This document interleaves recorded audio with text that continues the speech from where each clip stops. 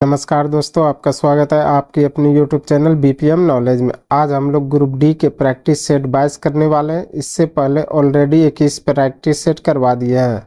अगर वो नहीं देखे हैं तो उसको भी जाके देख सकते हैं। और ये आज साइंस स्पेशल रहने वाला है, तो वीडियो को लास्ट तक ज़रूर देखिएगा। और अगर इनमें से किसी भी प्रश्नों का आंसर अगर आपको पता है तो आप कॉमेंट बॉक्स में दे सकते हैं। तो चलिए आज का वीडियो शुरू करते हैं। आज का पहला क्वेश्चन है, जब प्रकाश एक सघन माध्यम से विरल माध्यम में प्रवेश करता है तो इसकी गति पर क्या प्रभाव पड़ता है। जब प्रकाश का एक सघन माध्यम से विरल माध्यम में प्रवेश करता है तो इसकी गति पर क्या प्रभाव पड़ता है, तो ये बढ़ती है। इसका राइट आंसर ऑप्शन बी हो जाएगा। जब प्रकाश एक सघन माध्यम से विरल माध्यम में प्रवेश करता है तो इसकी गति जो है बढ़ती है। चलिए अगला क्वेश्चन देख लेते हैं। अगला क्वेश्चन है, एक डायमंड में प्रत्येक कितने कार्बन परमाणु से बंधे होते हैं। एक डायमंड में प्रत्येक कितने कार्बन परमाणु से बंधे होते हैं, तो ये बंधे होते हैं 4 अन्य कार्बन परमाणुओं से। इसका राइट आंसर ऑप्शन डी हो जाएगा। 4 अन्य कार्बन परमाणुओं से जो है एक डायमंड में प्रत्येक कार्बन परमाणु बंधे होते हैं। चलिए अगला क्वेश्चन देख लेते हैं। अगला क्वेश्चन है, एल्युमिनियम धातु किसके द्वारा निष्कासित किया जाता है। एल्युमिनियम धातु किसके द्वारा निष्कासित किया जाता है, तो ये किया जाता है इलेक्ट्रोलाइसिस द्वारा। इसका राइट आंसर ऑप्शन ए हो जाएगा। इलेक्ट्रोलाइसिस द्वारा जो है एल्युमिनियम धातु निष्कासित किया जाता है। चलिए अगला क्वेश्चन देख लेते हैं। अगला क्वेश्चन है, निम्न में से कौन सी नोबल गैस नहीं है। निम्न में से कौन सी नोबल गैस नहीं है, तो यह है क्लोरीन। इसका राइट आंसर ऑप्शन सी हो जाएगा। क्लोरीन जो है यह नोबेल गैस नहीं है। चलिए अगला क्वेश्चन देख लेते हैं। अगला क्वेश्चन है, अमीबा, पैरामीशियस और बैक्टीरिया किसके द्वारा बनते हैं। अमीबा, पैरामीशियस और बैक्टीरिया किसके द्वारा बनते हैं, तो ये बनते हैं ये सभी, यानी बाइनरी विखंडन द्वारा, बंडिंग द्वारा और बहु विखंडन, ये तीनों द्वारा जो है अमीबा, पैरामीशियम और बैक्टीरिया ये बनते हैं। चलिए अगला क्वेश्चन देख लेते हैं। अगला क्वेश्चन है, निम्नलिखित में से किन युग्म की एक ही एसआई इकाई है। निम्नलिखित में से किस युग्म की एक ही एसआई इकाई है, तो यह कार्य और ऊर्जा का है। इसका राइट आंसर ऑप्शन सी हो जाएगा। कार्य और ऊर्जा का जो है एक ही एसआई इकाई है। चलिए अगला क्वेश्चन देख लेते हैं। अगला क्वेश्चन है, एक तत्व के नाभिक में 10 प्रोटॉन और 17 न्यूट्रॉन उपस्थित है तो उसका द्रव्यमान क्या होगा। एक तत्व के नाभिक में 10 प्रोटॉन और 17 न्यूट्रॉन उपस्थित है तो उसका द्रव्यमान क्या होगा, तो ये हो जाएगा 27। इसका राइट आंसर ऑप्शन ए हो जाएगा। यानी कि द्रव्यमान निकालने के लिए जो है प्रोटॉन और प्लस न्यूट्रॉन को जोड़कर द्रव्यमान संख्या निकाला जाता है। तो 10 और 17 को जोड़ने पर 27 आ जाएगा, तो यही आपका द्रव्यमान संख्या हो जाएगा। तो इसका राइट आंसर ऑप्शन ए हो जाएगा। चलिए अगला क्वेश्चन देख लेते हैं। अगला क्वेश्चन है, गति करती हुई एक कार विपरीत दिशा से आती हवा का सामना करती है। कार पर हवा द्वारा किया गया कार्य होगा। गति कार्य करती हुई एक विपरीत दिशा से आती है तो हवा का सामना करती है, तो कार पर हवा द्वारा किया गया कार्य क्या होगा, तो ये हो जाएगा ऋणात्मक। इसका राइट आंसर ऑप्शन सी हो जाएगा। गति करती हुई एक कार विपरीत दिशा से आती है, हवा का सामना करती है, तो कार पर हवा द्वारा किया गया कार्य जो है ऋणात्मक होगा। चलिए अगला क्वेश्चन देख लेते हैं। अगला क्वेश्चन है, विभवांतर और विद्युत धारा के बीच संबंध की खोज किसने की थी। विभवांतर और विद्युत धारा के बीच संबंध की खोज किसने की थी, तो ये की थी ओम ने। इसका राइट आंसर ऑप्शन बी हो जाएगा। ओम ने जो है विभवांतर और विद्युत धारा के बीच संबंध की खोज की थी। चलिए अगला क्वेश्चन देख लेते हैं। अगला क्वेश्चन है, निम्नलिखित में से कौन सा ऊतक मुख्य रूप से मृत कोशिकाओं से बना है? निम्नलिखित में से कौन सा ऊतक मुख्य रूप से मृत कोशिकाओं से बना है? तो ये बना है जाइलम। इसका राइट आंसर ऑप्शन बी हो जाएगा। जाइलम जो है यह मुख्य रूप से मृत कोशिकाओं से बना है। चलिए अगला क्वेश्चन देख लेते हैं।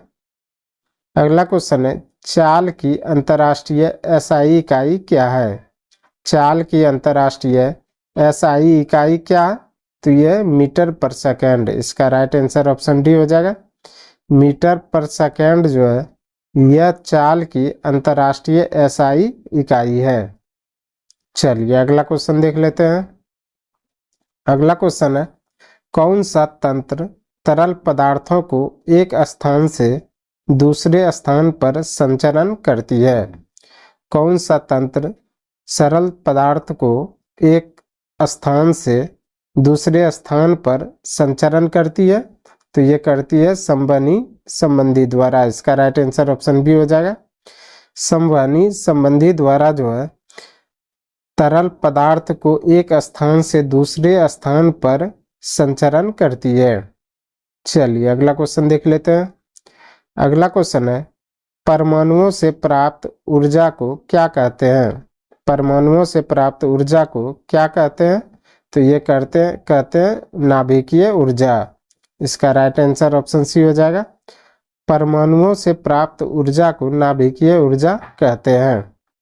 चलिए अगला क्वेश्चन देख लेते हैं। अगला क्वेश्चन है, आधुनिक आवर्त सारणी में कितने उपधातुएं हैं? आधुनिक आवर्त सारणी में कितने उपधातुएं हैं? तो ये 7। इसका राइट आंसर ऑप्शन ए हो जाएगा। आधुनिक आवर्त सारणी में 7 उपधातुएं हैं। चलिए अगला क्वेश्चन देख लेते हैं। अगला क्वेश्चन है, ऑक्जेलिक एसिड का एक प्राकृतिक स्रोत क्या है? ऑक्जेलिक एसिड का एक प्राकृतिक स्रोत क्या है? तो यह टमाटर। इसका राइट आंसर ऑप्शन बी हो जाएगा। टमाटर में जो है ऑक्जेलिक एसिड पाया जाता है। चलिए अगला क्वेश्चन देख लेते हैं।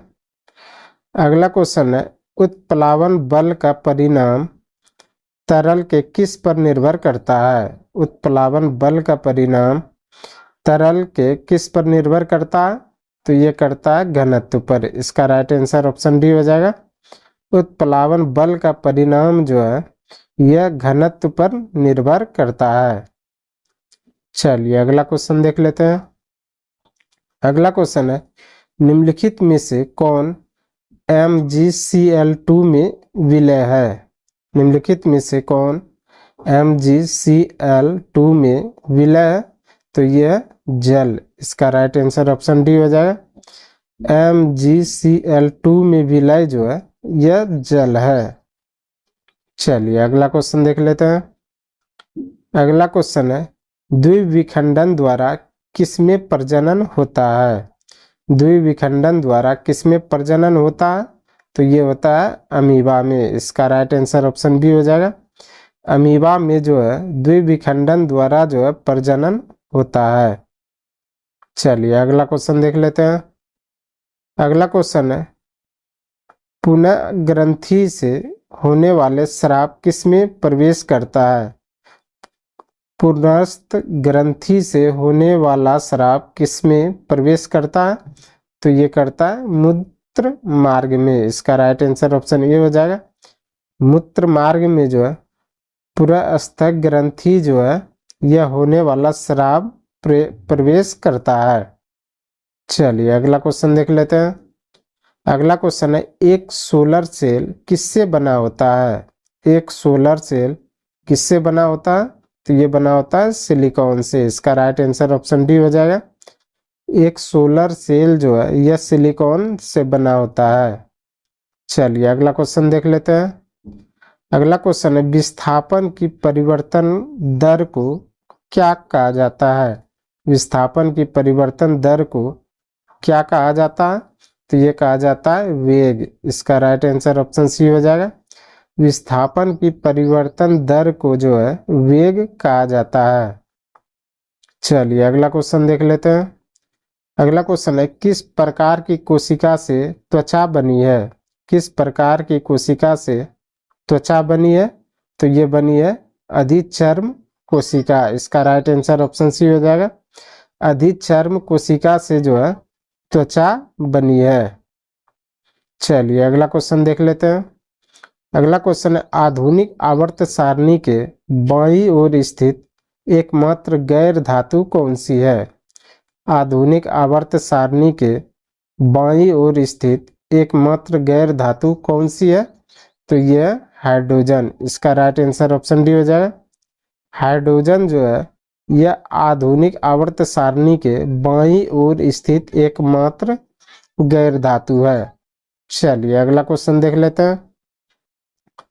अगला क्वेश्चन है, निम्नलिखित में से किस तत्व का इलेक्ट्रॉनिक विन्यास 283 है? निम्नलिखित में से किस तत्व का इलेक्ट्रॉनिक विन्यास 2, 8 और 3 है? तो यह एल्यूमिनियम का। इसका राइट आंसर ऑप्शन सी हो जाएगा। एल्यूमिनियम का जो है इलेक्ट्रॉनिक विन्यास 2, 8, 3 है। चलिए अगला क्वेश्चन देख लेते हैं। आज का अंतिम क्वेश्चन है, आधुनिक आवर्त सारणी में किस आवर्त में 32 तत्व है? आधुनिक आवर्त सारणी में किस आवर्त में 32 तत्व है? तो यह आवर्त 6 में। इसका राइट आंसर ऑप्शन भी हो जाएगा। आवर्त 6 में जो है 32 तत्व आते हैं। आज के लिए बस इतना ही। हमें उम्मीद है कि ये वीडियो आपको पसंद आया होगा। अगर पसंद आया तो प्लीज़ लाइक, कमेंट, शेयर और चैनल को सब्सक्राइब जरूर करें। धन्यवाद।